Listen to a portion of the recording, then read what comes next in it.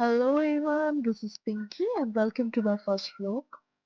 In this video, I'll share my world journey till then. Sit back, relax and watch till the end. So हमारी flight थी IGI terminal 3 से 8:30 की और हम airport पहुंच गए थे लगभग 5:30 बजे.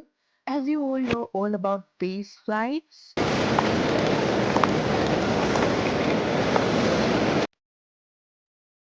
हमारी बोर्डिंग स्टार्ट हो गई थी लगभग 7:30 पर और the flight was on time. Jammu लगभग दिल्ली से 1 घंटे की दूरी पर था और हम जम्मू लगभग 9:15 पर लैंड कर चुके थे. Welcome to Jammu. जय माता दी.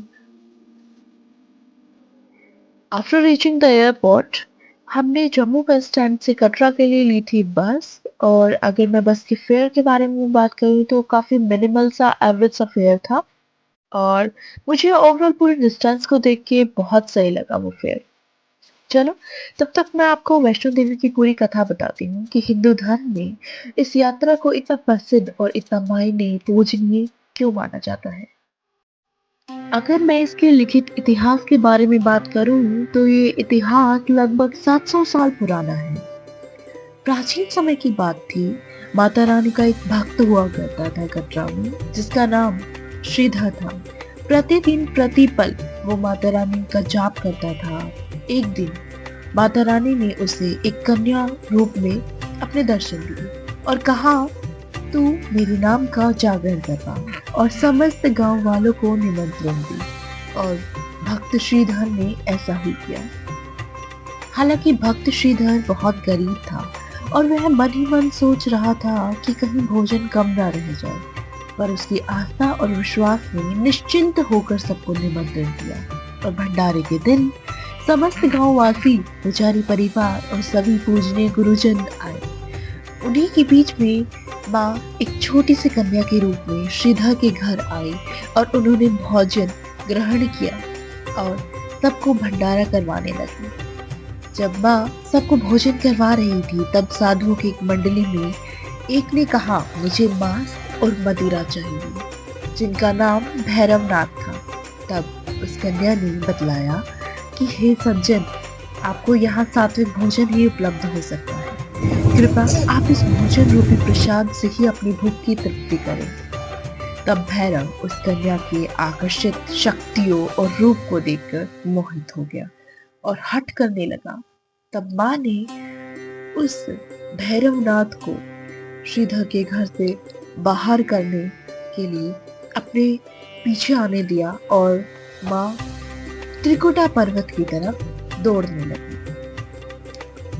यात्रा के समय माता रानी के साथ श्री हनुमान जी उनकी रक्षा स्वरूप उनके साथ रहे. अब मैं आपको आगे की कथा कल की जन्म में बताऊंगी. तो हम पहुंच चुके थे अपने होटल पर. अगले दिन हमने RFID कार्ड के साथ 9:30 बजे तक यात्रा कर दी थी शुरू. और आप देख सकते हो इस पेड़ पर कितनी सारी मन्नतों की माता रानी की चुनरिया भक्तजनों ने बांध रखी है. और इसी के साथ हमारी यात्रा हो गई शुरू और आप मेरे सामने देख सकते हो कितना प्यारा व्यू. ये है हमारा त्रिकुटा पर्वत जो बहुत ही ज्यादा पूजनीय है और बहुत ज्यादा सुंदर. यात्रा शुरू करते ही आप यकीन नहीं मानोगे बारिश शुरू हो गई थी और जो कि एक बहुत शुभ संकेत माना जाता है कि जब आप यात्रा शुरू करते हो और उसी दौरान अगर बारिश होती है तो आप समझ लो ये माता रानी का एक आशीर्वाद ही है. और हम चल रहे थे दर्शनी द्वार की तरफ. तो आप देख सकते हो ये है दर्शनी द्वार जहाँ से होती है सभी भक्तजनों की यात्रा शुरू. तो जयकारा शेरा वाली दा बोल साचे दरबार की जय. और यहाँ मम्मी को मिल गई थी एक भक्त. दोनों को देख के लग रहा है दोनों एक दूसरे को बहुत पहले से जानते हैं. और अगर मैं बात करूँ यहाँ के रश के बारे में तो इतना ज़्यादा रश नहीं था. लगभग कह सकते हो कि कम भी रश नहीं था. और आप देख सकते हो यहाँ से जो घोड़े, खच्चर, पालकी हर तरीके की सुविधा मिलती है. अगर आप लेना चाहो तो ले सकते हो. भवन या फिर गर्भ जून, जहां तक भी आप चाहते हो आप बुक कर सकते हो at the starting of the your journey. और इसी के साथ हम अपनी वैष्णो देवी कथा को करते हैं कंटिन्यू। तो रास्ते में जाते जाते जब हनुमान जी को प्यास लगी तब माँ ने पहाड़ों में बाण चलाकर गंगा को प्रवाहित किया, जिसके फलस्वरूप हनुमान जी ने जल ग्रहण किया और माँ ने यहाँ केश भी धोए, और जिसके परिणाम स्वरूप हम त्रिकुटा पर्वत पर इस स्थान को बाण गंगा अर्थात बाल गंगा के नाम से जानते हैं।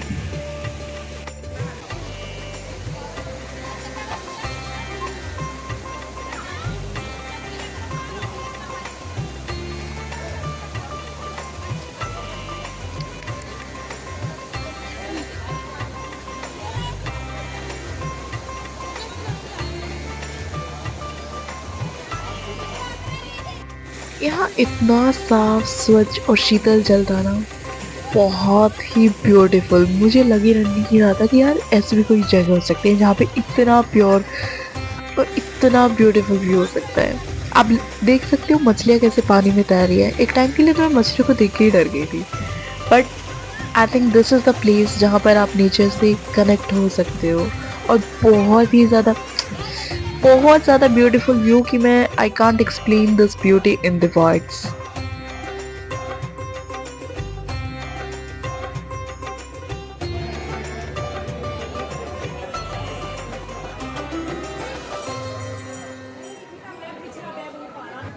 अब अपनी कथा की यात्रा के अगले चरण पर आते हैं।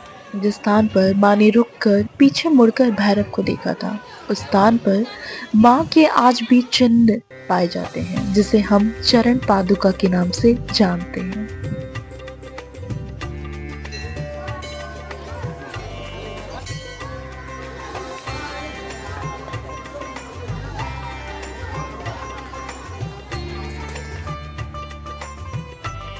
जय माता दी, जयकारा वैष्णो माँ का, बोल साचे दरबार की जय।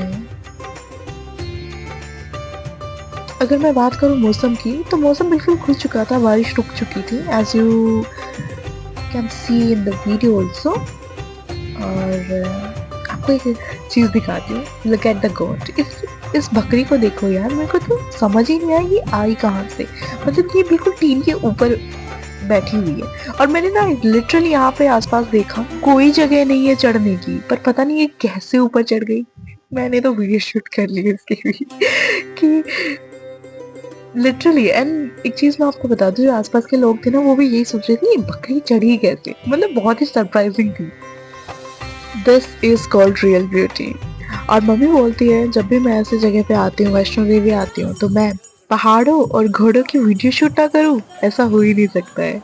और हमेशा ऐसा होता है कि घोड़ा ऐसी पोज देता है कि मैं उसी की फोटो क्लिक कर रही हूँ, उसी की वीडियो बना रही हूँ। I share you in the next clip also that. तब तक के लिए आप देख सकते हो पहाड़, यहाँ का मौसम। माय गॉड, देखो कितनी अच्छे से पोज बना रखी है। And I take a selfie also. And यहाँ पे मम्मी थोड़ी सी थक गई है, उनको देख के ही लग रहा है, पर जोश, जय माता दी भाई, पूरा कंप्लीट भवन तक पहुंच के रहेंगे। ऐसा मैंने कहीं सुना था, और वही चीज अब मैं इस वीडियो में आपको बताने वाली हूँ। दैट इज कि यहाँ पर जाने के दो रास्ते हैं, एक सीधा रास्ता, एक सीढ़ियों का रास्ता, जिसे हम दूसरे नाम से मौत का रास्ता बोलते हैं। तो हमने तो कहा भाई हम तो मर्द हैं, हम सीधे रास्ते से क्यों जाएंगे, हम तो लेंगे सीढ़ियों वाला रास्ता। और सबके साथ शॉर्टकट लेते लेते, जयकारा लगाते लगाते हमने ले लिया सीढ़ियों वाला रास्ता भाई। बट सीढ़ियों वाले रास्ते से जो हालत खराब हुई है, चर चुर हड्डियों की आवाज आने लगी है कि भाई अब तो नहीं हो पाएगा। और अपनी कथा को यहीं से करते हैं कंटिन्यू। यात्रा पर चलते चलते माँ ने एक स्थान पर रुककर 9 महीने तक पर्वत के गर्भ में रहकर तपस्या की, जिसको हम गर्भ जून के नाम से जानते हैं। जब भैरव यहाँ पर आया तब श्री हनुमान जी ने उनसे युद्ध किया। तब माँ को लगा कि भैरवनाथ अपनी हट को प्रकट करते हुए मान नहीं रहा। तब माँ ने उनसे युद्ध किया और माँ काली के एक स्वरूप में उनका वध किया और उनके सर को धड़ से अलग करके ऊंचाइयों पर भैरव घाटी नामक स्थान पर फेंक दिया। तब भैरवनाथ ने माँ के प्रचंड और प्रभावित रूप को देखकर उनसे क्षमा का आग्रह किया और कहा, माँ मुझे माफ करें। तब माँ ने अपने करुणामयी भाव से भैरवनाथ को यह आशीर्वाद दिया कि यात्रा करते समय जब भक्तजन उनके दर्शन करने आएंगे तो भैरवनाथ पर भी दर्शन करने होंगे, तभी उनकी यात्रा सफल मानी जाएगी। गाइस यहाँ ऐसा लग रहा है जैसे बादलों के ऊपर आ गए हैं, सच में ये जून है। जय माता दी। और look at the view behind me. I can't explain the beauty of the view in this video. जब तक इसकी आज्ञा ना हो कोई इसके द्वार जा नहीं सकता। ये चीज मैंने सुनी थी पर आज देख ली कि ऐसा होता है।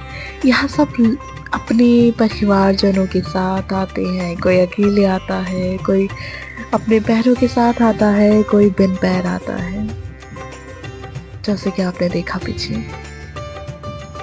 मैं उस भक्त को देख के ना बहुत ही ज़्यादा प्रभावित हुई हूँ, बहुत ज़्यादा इंस्पायर हुई हूँ और मुझे उनसे बहुत कुछ सीखने को मिला है। मैं आपको बता दूँ, गर्भजून से लेके भवन तक मैंने उनको देखा। हर पड़ाव में कहीं ना कहीं वो मेरे सामने आते रहे थे और मैंने उनसे बहुत कुछ सीखा भी, वो मैं आपको आगे बताती हूँ। तब तक आप व्यू देख सकते हो कि हम भवन के काफ़ी ज़्यादा नज़दीक आ गए हैं और इस व्यू को देखकर जो एनर्जी आती है सभी भक्तजनों में, वो माइंड ब्लोइंग होती है। उसमें बस इस व्यू को देख के लगता है कि बस अब कहीं से शक्ति आ गई है, अब हम भवन तक पहुंच जाएंगे। और जयकारा लगाते हुए सभी भक्तजन उनके भवन तक पहुंच भी जाते हैं।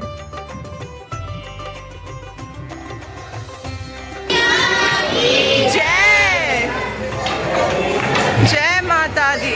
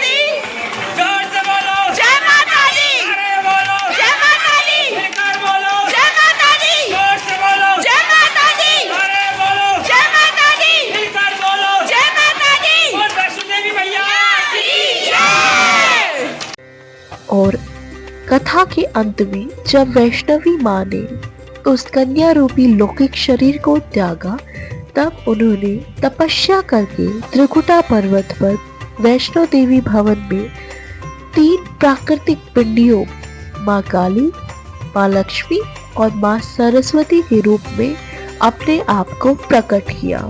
जयकारा वैष्णो माँ का, बोल सच्चे दरबार की जय।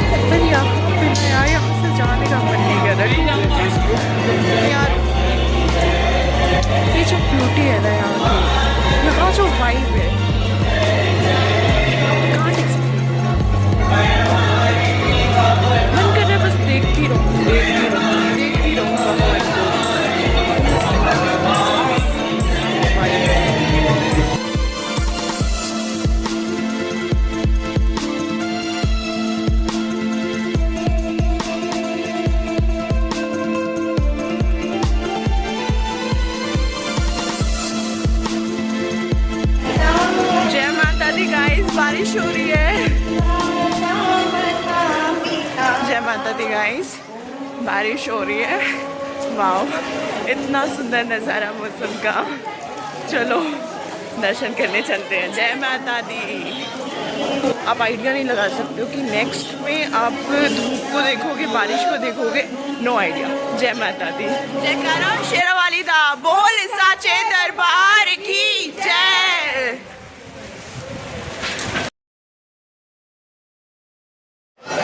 जय माता दी गाइस, दर्शन हो चुके हैं। सुबह बहुत प्यारे दर्शन हुए हैं, बहुत ज़्यादा शांति मिली है यहाँ पे। और यहाँ से ना आप जाने का मन नहीं करेगा बिल्कुल भी। मैं आपको मौसम दिखाती हूँ, छोड़ो। वाह,